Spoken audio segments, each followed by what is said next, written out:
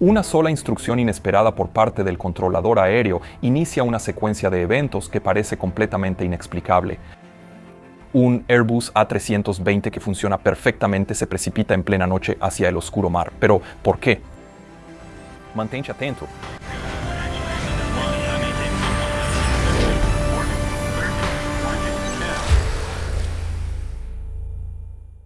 Todos los accidentes son trágicos, pero son los realmente innecesarios los que tienden a quedarse en tu memoria, aquellos que carecen de cualquier tipo de razón o explicación. Y el que estoy a punto de contarte hoy es definitivamente uno de esos. El 3 de julio de 2006, una tripulación de la aerolínea Armavia se estaba preparando para un vuelo corto de 1 hora desde Ereván, en Armenia, hacia Sochi, en Rusia. El vuelo era un vuelo programado para la noche, siendo la hora de salida a las 12:40 de la madrugada y estando el clima general en la zona dominado por una baja presión en la parte oriental del Mar Negro.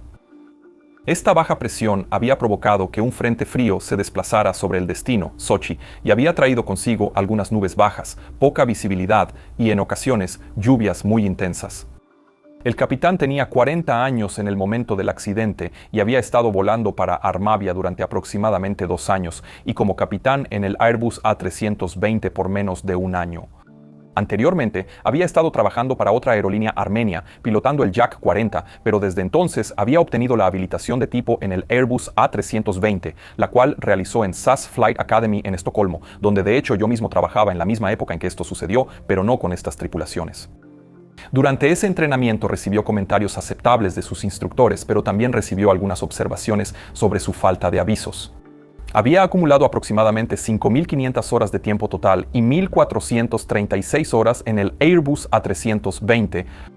Aquella noche, el capitán estaba acompañado por un primer oficial de 29 años que también se había incorporado a Armavia aproximadamente 2 años antes. Anteriormente había estado operando el Tupolev 154 y el ATR-42 para otro operador, pero luego también fue a SAS Flight Academy, obtuvo su habilitación de tipo en el Airbus 320 y comenzó a trabajar para Armavia. Tenía aproximadamente 2.200 horas de tiempo total de vuelo y alrededor de 1.000 horas en el Airbus. La aeronave que tenían programado pilotar esa noche era un Airbus A320 de 9 años de antigüedad que, según el registro técnico, estaba en perfectas condiciones de funcionamiento. De acuerdo con las leyes locales de Armenia, la tripulación se sometió a un chequeo médico previo al vuelo a las 23:30 hora local y luego comenzaron a revisar el material de información previa al vuelo y vieron rápidamente que el clima en el destino era bastante marginal. Pero dado que este era un vuelo muy corto, de solo aproximadamente 1 hora de duración, decidieron cargar combustible suficiente para volar hasta Sochi y así poder llegar a su alternativa si era necesario, pero también para tener la capacidad de regresar a Ereván si fuese necesario. Para hacer eso, calcularon que necesitaban aproximadamente 10 toneladas de combustible, así que contactaron a su compañía de asistencia en tierra y los encargados de combustible comenzaron a abastecer la aeronave. Los pilotos también revisaron los NOTAMs, donde no había nada significativo, y luego revisaron el mapa de condiciones meteorológicas significativas a baja altitud, donde había algunas indicaciones de turbulencia a baja altitud, pero nada que les impidiera volar. Así que procedieron a dar el briefing a sus 5 sobrecargos para este vuelo y a un ingeniero de vuelo que también iba a acompañarlos hacia Sochi, y luego se dirigieron a la aeronave y comenzaron a abordar a sus 105 pasajeros para el vuelo. Los pilotos habían decidido que el capitán sería el piloto a los mandos para el primer vuelo, así que este entró a la cabina y comenzó a hacer la preparación previa al vuelo, mientras el primer oficial completaba la inspección exterior. Y en este punto todo era normal, excepto que los pilotos estaban haciendo algunos comentarios sobre que se sentían un poco cansados. Sí tuvieron más de 24 horas de descanso antes del vuelo, pero trabajar de noche siempre es difícil y es realmente complicado para el cuerpo adaptarse a eso. A las 12:39 de la madrugada, la tripulación recibió la autorización para el arranque de turbinas y, unos 8 minutos después, el Airbus A320 inició su carrera de despegue normal con flaps 1 desde el aeropuerto de Ereván. Cuando la aeronave despegó, el capitán pidió tren arriba y comenzó a retraer los flaps según lo programado. A una altitud de 2.370 pies, activó el piloto automático y continuó ascendiendo. El primer oficial estaba manejando las radios, y al principio recibieron algunas instrucciones para evitar una planta nuclear y después también algunas nubes de tormenta, pero finalmente contactaron con control de Ereván y recibieron la autorización para ascender al nivel de vuelo 200. El controlador aéreo también informó a la tripulación que el clima en Sochi era de 2.000 metros de visibilidad en neblina y una base de nubes a 170 metros. Sí, sé que los rusos usan metros para indicar la altitud, mientras que el resto de nosotros usamos pies. En mi opinión, eso tiene todo el sentido, pero hace que contar esta historia sea un poco complicado, así que les voy a decir tanto en pies como en metros, porque así viene en el informe final. El problema con ese informe meteorológico era que las condiciones meteorológicas mínimas requeridas para poder iniciar la aproximación ILS en Sochi era de 2.500 metros de visibilidad y una base de nubes de mínimo 175 metros, así que con este clima no podrían iniciar la aproximación ahí. El primer oficial confirmó ese informe meteorológico y después recibió la autorización para ascender a su nivel final de crucero, nivel de vuelo 340, 34.000 pies.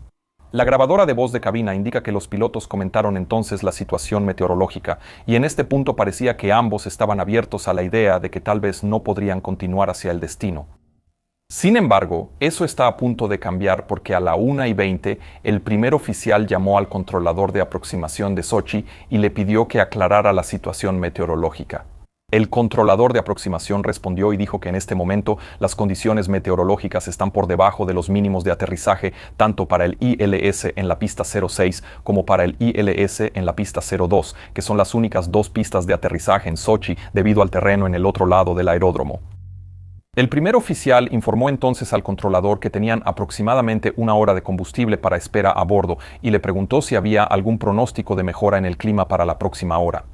El controlador se retiró y consultó con un experto en pronósticos y cuando regresó dijo que el pronóstico del tiempo para la próxima hora era de una visibilidad de 1.500 metros y una base de nubes de 150 metros, lo cual está muy por debajo del mínimo de aterrizaje. Lo que el controlador olvidó decir fue que este era un pronóstico de condiciones ocasionales, lo que significa que ese era el peor clima posible pronosticado durante la próxima hora. No era un panorama completo y preciso de la situación meteorológica.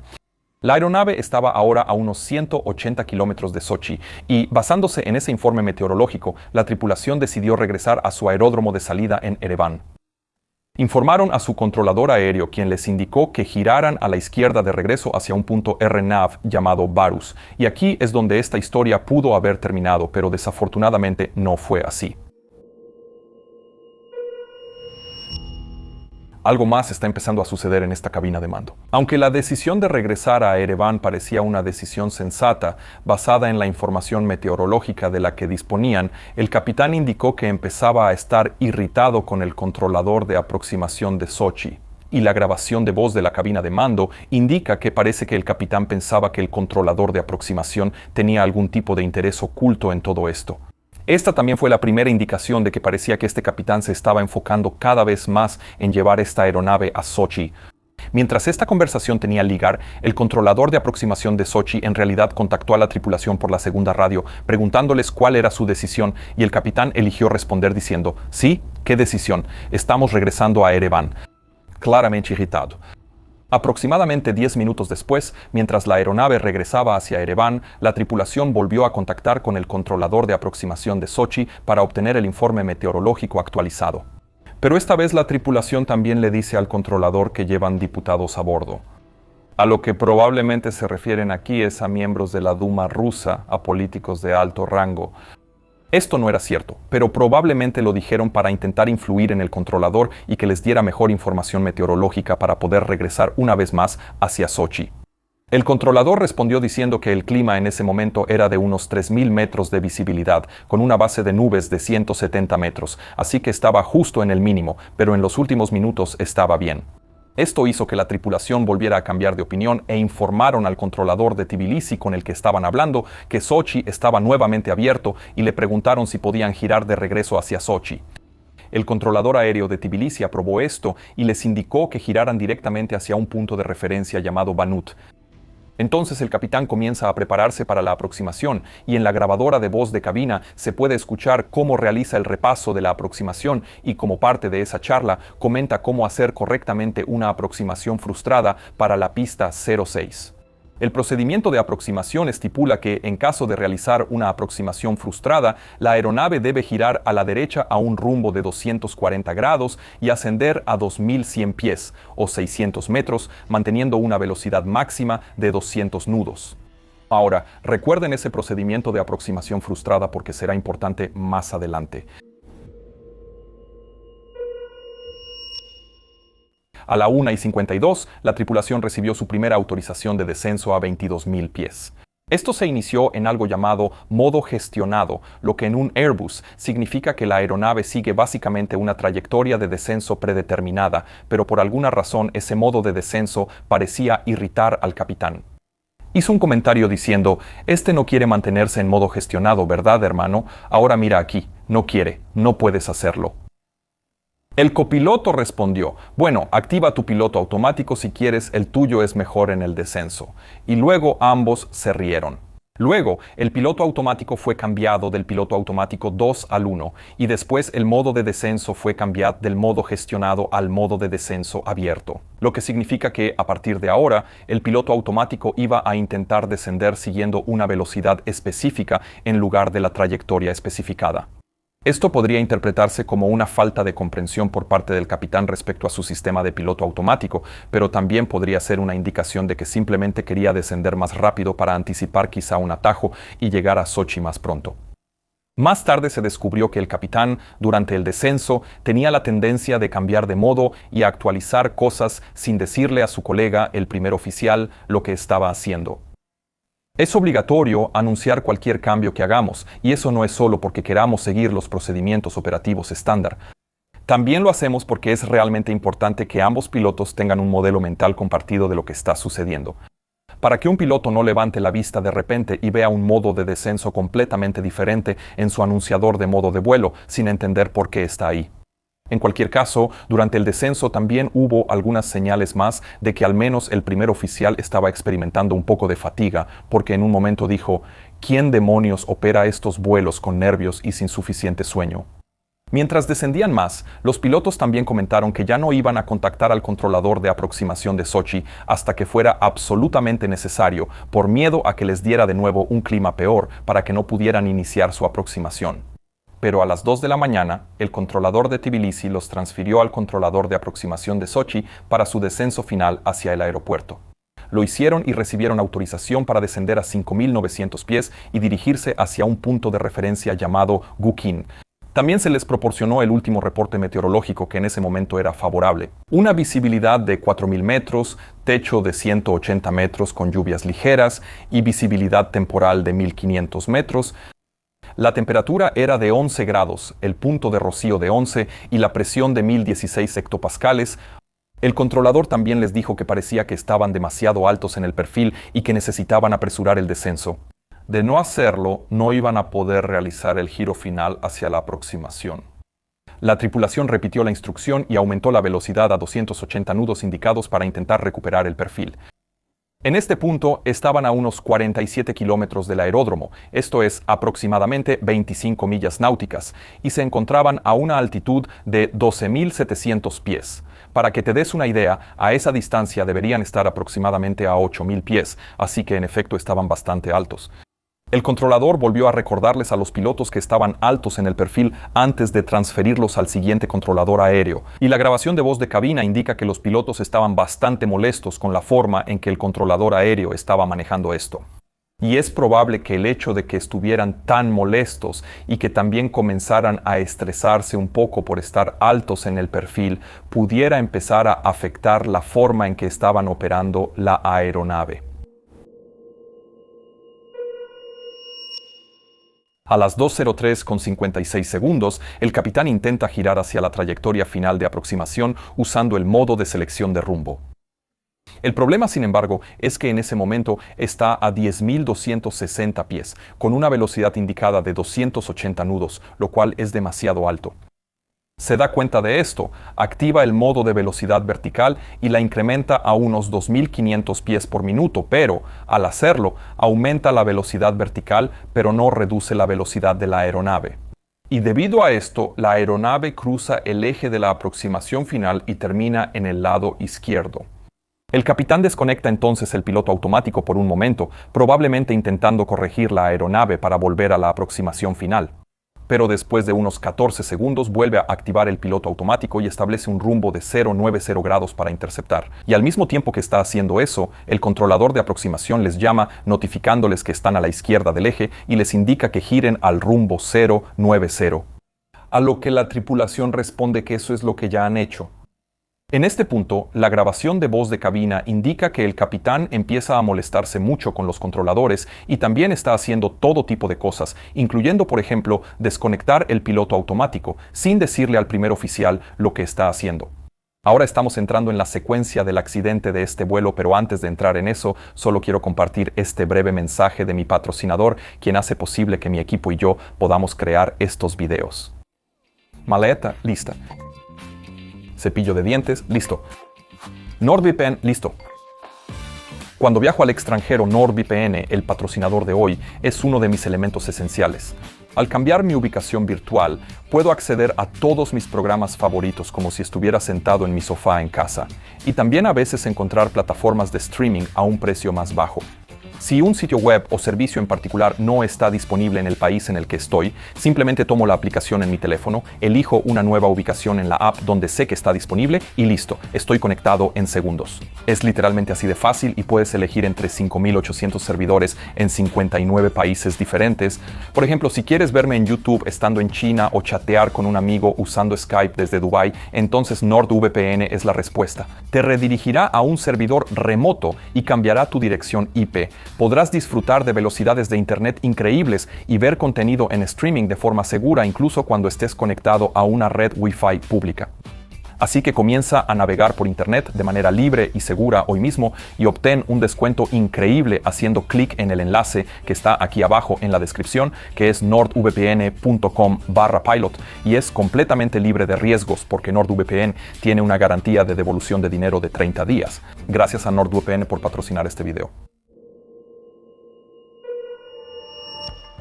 El hecho de que la aeronave hubiera sobrepasado la línea central le dio a la tripulación un par de millas extra de trayectoria para poder reducir su altitud hasta donde debían estar. Y a las 02:07 segundos, el capitán cambió nuevamente al modo de descenso abierto y la aeronave descendió y se niveló a una altitud autorizada de 620 metros. El capitán activó el modo de control de aproximación para capturar el localizador y la tripulación terminó las listas de verificación de aproximación. Medio minuto después, el controlador aéreo volvió a comunicarse con la tripulación, haciéndoles saber que el clima se había deteriorado drásticamente. La base de nubes estaba ahora a 160 metros, lo cual era menos de lo que necesitaban para iniciar la aproximación, y les indicó que continuaran siguiendo la línea central, pero que no iniciaran el descenso. Vale la pena señalar aquí que, bajo la normativa rusa, un controlador de aproximación tiene la capacidad de impedir que una aeronave inicie una aproximación e incluso de detener una aproximación en curso si el clima cae por debajo de los criterios requeridos. Ahora bien, esas son reglas rusas. Bajo las reglas de la OASI, la mayoría de esa responsabilidad recae en el piloto al mando. El piloto al mando es quien decide si continúa o no con la aproximación, y este vuelo se realizó bajo las reglas de la OASI porque era un vuelo internacional, así que debieron seguirse las reglas de la OASI, pero ese no fue el caso. En cualquier caso, cuando los pilotos recibieron esta actualización del clima, reaccionaron furiosos en la cabina, empezaron a maldecir al controlador aéreo aunque estaban en medio de la lista de verificación de aproximación en ese momento. La aeronave ya había capturado el localizador y el piloto al mando dijo: «Vamos a extender flaps 1, al diablo con él», indicando que tenía la intención de continuar con esta aproximación de todas formas. Luego continuó extendiendo flaps 2 y redujo la velocidad de la aeronave hasta la velocidad mínima de maniobra. Mientras los flaps se estaban extendiendo, el controlador aéreo volvió a contactar a la tripulación y dijo que el clima ahora había mejorado por encima de los mínimos CAT 1 y que estaban autorizados a continuar la aproximación. También les indicó que contactaran al controlador de torre para obtener la autorización de aterrizaje, y eso es lo que hizo la tripulación. Procedieron a extender el tren de aterrizaje y activar el modo de captura de senda de planeo, y 15 segundos después, el modo cambió a seguimiento de senda de planeo y la aeronave comenzó a descender por la senda de planeo. El segundo piloto automático ahora estaba activado y la tripulación extendió los flaps a 3 y luego a flaps completos, tal como lo habían planeado en el briefing. Y a 1525 pies, la aeronave estaba completamente establecida en la senda de planeo, descendiendo normalmente con todas las listas de verificación completas. En este punto, parecía una aproximación completamente normal. El primer oficial hizo un pequeño comentario diciendo, agrega un poco, casi está sobre el BLS, y el capitán respondió aumentando la velocidad en unas 4 nudos, mostrando que la coordinación en cabina en este momento está funcionando bastante bien. Es razonable suponer que ambos pilotos probablemente esperaban realizar un aterrizaje llegados a este punto, o, en el peor de los casos, una aproximación frustrada al llegar a mínimos. Nosotros, los pilotos, siempre estamos mentalmente preparados para una aproximación frustrada, pero generalmente una aproximación frustrada es algo que sucede al final de la aproximación cuando llegamos a nuestros mínimo S. Si tenemos que ejecutar lo que llamamos una aproximación frustrada no estándar, eso sucede más arriba en la aproximación. Generalmente es una maniobra mucho más complicada que requiere mucha coordinación y comunicación entre la tripulación. Y la razón de eso es que la aeronave podría no estar en la configuración de aterrizaje, o podríamos estar mucho más cerca de nuestra altitud de aproximación frustrada, lo que significa que tendremos menos tiempo para hacer una ida al aire adecuada. Generalmente la clave para ejecutar una ida al aire no estándar exitosa es tomarse unos segundos y comentar con tu colega lo que van a hacer. Qué configuración van a usar, a qué altitud van a ascender, y solo cuando ambos tengan una idea clara de dónde están y qué van a hacer, ejecutan la ida al aire. Normalmente hay tiempo suficiente para tener esta pequeña conversación porque aunque el controlador aéreo te pueda indicar que hagas una ida al aire, a menos que haya una aeronave que realmente esté pasando delante de ti en la trayectoria de aproximación, puedes continuar descendiendo por la senda de planeo. Puedes tener esta conversación antes de ejecutar la ida al aire. Hay tiempo para hacerlo. Vale la pena recordar eso para lo que viene a continuación. A las 2:11 con 40 segundos, el controlador de torre que previamente había dado la autorización de aterrizaje a la aeronave, de repente vuelve a la frecuencia diciendo Armavia 967, detenga el descenso. Nubes a 100 metros, gire a la derecha y ascienda a 600 metros. Vale la pena señalar aquí que no les indica que realicen una aproximación frustrada. La aeronave se encontraba entonces a una distancia de aproximadamente 3.8 millas náuticas y a una altitud de 1280 pies. El procedimiento correcto de aproximación frustrada que los pilotos debieron haber seguido en esta situación habría sido mover la palanca de empuje hacia adelante a la posición toga. Eso habría activado el modo de aproximación frustrada y después debieron solicitar el flap correcto para la aproximación frustrada, que en este caso era moverlo de full a 3 y luego ajustar el cabeceo para la aproximación frustrada. Como el piloto automático estaba activado, el piloto automático habría realizado la aproximación frustrada por ellos. Desafortunadamente, eso no fue lo que sucedió aquí. En cambio, el primer oficial repitió, virando a la derecha y ascendiendo a 600, pero en lugar de activar el modo toga, el capitán presionó el PTLO, el botón de nivelación inmediata. Esto provocó que la aeronave dejara de volar la aproximación de inmediato y en su lugar se nivelara usando el modo de velocidad vertical y rumbo. También provocó que el segundo piloto automático se desconectara, generando una advertencia en la cabina, pero el primer piloto automático permaneció conectado. El capitán también movió el selector de rumbo hacia la derecha a un rumbo de 173 grados, iniciando así una maniobra de alabeo de 25 grados hacia la derecha. Y curiosamente también empezó a aplicar timón de dirección hacia la derecha, algo que harías en una aeronave más pequeña para coordinar un giro, pero no es algo que necesites hacer en un avión como el Airbus A320. Esto podría ser una señal de que el capitán está comenzando a entrar en un estado de sobrecarga mental en el cual frecuentemente recurrimos a procedimientos que aprendimos muchos años antes. La aeronave mantiene entonces una altitud de 1114 pies todavía con el tren de aterrizaje abajo y los flaps completamente extendidos, lo que significa que ahora está volando con una resistencia considerable. El controlador aéreo de la torre interviene de nuevo y le recuerda a la tripulación que giren a la derecha y asciendan a 600 metros, lo cual el primer oficial repite, y entonces, curiosamente, el capitán levanta la mano y cambia el selector de altitud de 600 metros que ya estaba configurado como parte de la preparación para la aproximación frustrada a 975 metros o 3200 pies. Y no hay una explicación real de por qué está haciendo esto. Podría ser simplemente una reacción a que le vuelven a decir que ascienda y la aeronave no está ascendiendo. Realmente no lo sabemos. Lo que sí sabemos es que los niveles de empuje fueron movidos, no a la posición toga, sino a la posición de ascenso, y esto activa el modo de ascenso abierto en el piloto automático. Y aquí viene el siguiente problema. Debido a una lógica preestablecida de Airbus, si el modo de ascenso abierto se activa y la altitud objetivo establecida es más de 1.200 pies por encima de la altitud de la aeronave, el ascenso abierto establecerá una actitud de cabeceo objetivo para alcanzar aproximadamente 8.000 pies por minuto y el empuje automático entrará en el modo de velocidad Mach. La velocidad baja a 129 nudos, que son 8 nudos por debajo del valor seleccionado, y aparece una advertencia Speed, speed, speed. que se oye en la cabina de mando. En este punto, el piloto automático también se da cuenta de que no puede mantener el régimen de ascenso que busca con esta cantidad de resistencia y comienza a bajar el morro para preservar la velocidad. Pero es muy probable que esta advertencia, junto con esta reacción inesperada del piloto automático, haya sorprendido profundamente a los pilotos. Entonces, ¿qué pasó realmente hasta ahora? Bueno, parece que el capitán reaccionó de manera literal a la instrucción del controlador aéreo en la torre, en lugar de ejecutar una aproximación frustrada, que era la intención del controlador. La razón de eso podría ser fatiga o confusión mental y sobrecarga, pero el resultado es que la aeronave ahora está haciendo algo, está comportándose de una manera que los pilotos no habían visto antes, y eso probablemente solo está aumentando la confusión. La respuesta correcta del piloto a una advertencia de speed, speed, speed es agregar empuje, y esto es precisamente lo que los pilotos hacen ahora. Mueven los niveles de empuje a la posición toga, lo que finalmente activa el modo de aproximación frustrada.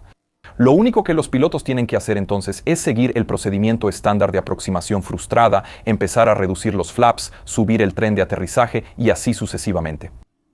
Pero desafortunadamente eso no es lo que pasa aquí. En su lugar, el piloto desconecta manualmente el piloto automático restante usando el botón en el side stick y entonces la aeronave se pilota manualmente solo con la guía del director de vuelo.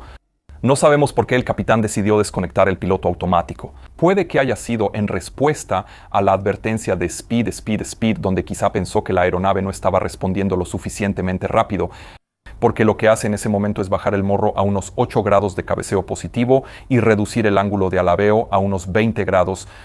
Esto todavía significa que la aeronave sigue ascendiendo en un giro suave a la derecha, pero a un ritmo más lento de lo que indicaba el director de vuelo. Por lo tanto, los directores de vuelo están mostrando entonces un cabeceo mucho mayor en su pantalla principal de vuelo. Mientras está girando, el capitán también está aplicando más timón de dirección a la derecha, lo cual nuevamente va en contra de su entrenamiento en este tipo de aeronave, y la grabadora de voz de cabina indica que ambos pilotos están experimentando niveles significativos de mayor estrés. A las 2:12:20 segundos, la altitud seleccionada en el panel de control de modos se reduce de 3.200 pies a 2.000 pies después de intensas discusiones en la cabina. Debido a que la altitud seleccionada se ha reducido, el director de vuelo lo reconoce y desciende para reducir la tasa de ascenso. Existe la posibilidad de que el movimiento de la barra del director de vuelo haya sido interpretado por el capitán como un cabeceo repentino hacia arriba. Al mismo tiempo que eso sucedió, la aeronave pasó por los 1.500 pies y en ese momento los niveles de empuje se movieron de la posición toga a la posición de ascenso, como debe hacerse a esa altitud. Esto también significó que la velocidad seleccionada que el piloto automático tenía ahora pasó a la fase de aceleración para facilitar la retracción de los flaps y la aeronave comenzó a acelerar. Esta aceleración ocurrió al mismo tiempo que la aeronave giró más de 90 grados fuera del eje de la pista, lo que significa que la aeronave ahora estaba apuntando hacia el mar, alejándose de la costa y eliminando todas las referencias visuales externas para el capitán. Y existe la posibilidad de que esta pérdida de referencias visuales externas sea una pista para qué sucedió después. Verás, el oído interno humano no está equipado para distinguir entre una aceleración y un cabeceo hacia arriba sin referencias visuales externas. Esto significa que una aceleración puede sentirse como un cabeceo hacia arriba y viceversa. Esto se conoce como ilusión somatográfica y de hecho es lo que usamos en los simuladores de vuelo completos para simular la aceleración y la desaceleración. Existe la posibilidad de que el capitán, mientras ejecutaba esta maniobra, no estuviera comprendiendo o monitoreando adecuadamente su pantalla principal de vuelo. Y la combinación de la pérdida de referencias visuales externas, la aceleración repentina y la barra de comando del director de vuelo bajando podría haberse interpretado como un cabeceo repentino hacia arriba. Y eso fue a lo que reaccionó, porque lo siguiente que sucede es que el capitán comienza a cabecear hacia adelante hasta una actitud inicial de 1.4 grados. Esto nivela la aeronave y luego incrementa el ángulo de alabeo a aproximadamente 30 grados hacia la derecha. Mientras esto sucede, el controlador de torre transfiere la aeronave nuevamente al controlador de aproximación y el primer oficial repite esta instrucción. La aeronave continúa acelerando en vuelo nivelado con el empuje de ascenso al máximo y cuando el capitán se da cuenta de esto, le indica al primer oficial que comience a retraer los flaps. Lo hace en medio de una llamada del primer oficial al controlador aéreo, interrumpiendo esa comunicación. La altitud máxima que alcanzó la aeronave durante la aproximación frustrada fue de aproximadamente 1.700 pies o 500 metros antes de que los mandos hacia adelante que estaba aplicando el capitán comenzaran a hacer que la aeronave descendiera. Esto está causando una aceleración mucho más rápida, lo que significa que la velocidad de la aeronave pronto supera la velocidad máxima para la configuración actual de flaps, provocando que se active una advertencia CRC o de grillo en la cabina y esa advertencia continúa encendiéndose y apagándose durante el resto del vuelo. El primer oficial sigue intentando retraer los flaps para evitar la advertencia de exceso de velocidad, pero mientras lo hace, el capitán simplemente continúa bajando el morro cada vez más e incrementando el ángulo de alabeo hacia la derecha. Ahora se ha sugerido que en el estado de confusión y sobrecarga mental en el que probablemente se encontraba el capitán durante esta situación, podría haber estado intentando evitar la franja roja y blanca de la cinta de velocidad, tal como lo haría con una advertencia TCAS, donde intentas descender por debajo de la advertencia roja. Lo cierto es que nunca sabremos si ese fue el caso o no, pero es una posible razón por la que el capitán continuó bajando el morro. A las 2:12:47 segundos, la primera advertencia del GPWS puede escucharse en la cabina. Eso sucede casi al mismo tiempo que el primer oficial dice nivela, pero el capitán simplemente continúa con su espiral descendente. El primer oficial interviene con todo el side stick a la izquierda para intentar corregir el giro hacia la derecha, pero no parece que esté tratando de recuperar la picada.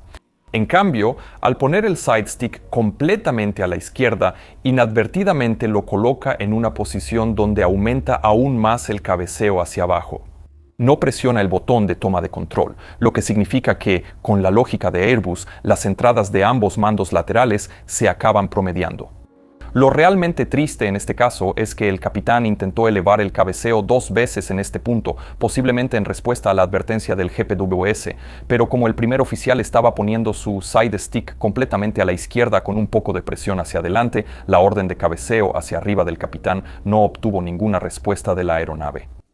Y además, la advertencia de doble mando que le habría indicado al capitán que el primer oficial también estaba ingresando comandos no pudo escucharse porque la advertencia del GPWS tenía una prioridad más alta, cancelando así la advertencia de doble entrada. La velocidad de la aeronave había aumentado mucho más allá de la velocidad máxima para la configuración actual y el sistema automático de empuje había comenzado a intentar disminuir el empuje para reducir la velocidad lo más posible y proteger la aeronave. Pero aquí uno de los pilotos, no sabemos quién, redujo la palanca de empuje a ralentí y luego la volvió a colocar en la posición de ascenso nuevamente.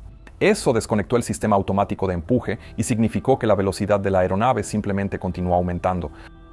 Al mismo tiempo, el hecho de que el capitán estaba dando alabeo a la derecha con el side stick y el primer oficial a la izquierda significó que el promedio de ambos ahora era casi alas niveladas y la aeronave empezó a estabilizarse saliendo de la curva. Pero la velocidad vertical, es decir, la tasa de descenso, seguía cerca de 6.000 pies por minuto mientras la aeronave descendía por debajo de los 900 pies sobre el nivel del mar.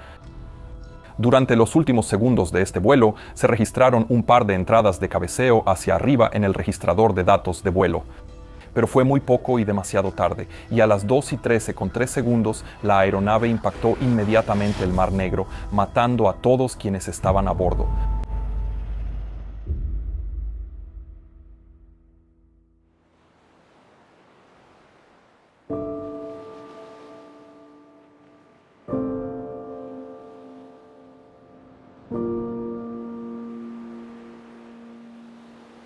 Las simulaciones por computadora posteriores mostraron que la aeronave era recuperable hasta una altitud de aproximadamente 200 pies sobre el agua, siempre y cuando los pilotos hubieran realizado las entradas de control correctas. También demostraron que la aeronave en sí misma funcionó exactamente como fue diseñada para hacerlo.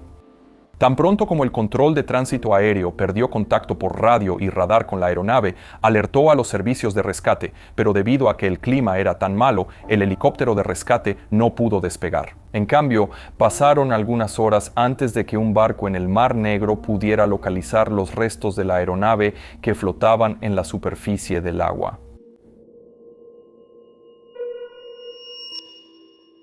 La investigación comenzó de inmediato y pronto se recuperaron el registrador de voz de cabina y el registrador de datos de vuelo del lugar del accidente. La investigación mostró que las malas condiciones meteorológicas fueron el factor desencadenante del accidente, lo que llevó al controlador aéreo a emitir una autorización de aproximación frustrada no estándar a la tripulación. Esto, a su vez, probablemente provocó una reacción de sobresalto para la tripulación, donde el capitán comenzó incorrectamente a aplicar los procedimientos equivocados, lo que finalmente llevó al fatal accidente.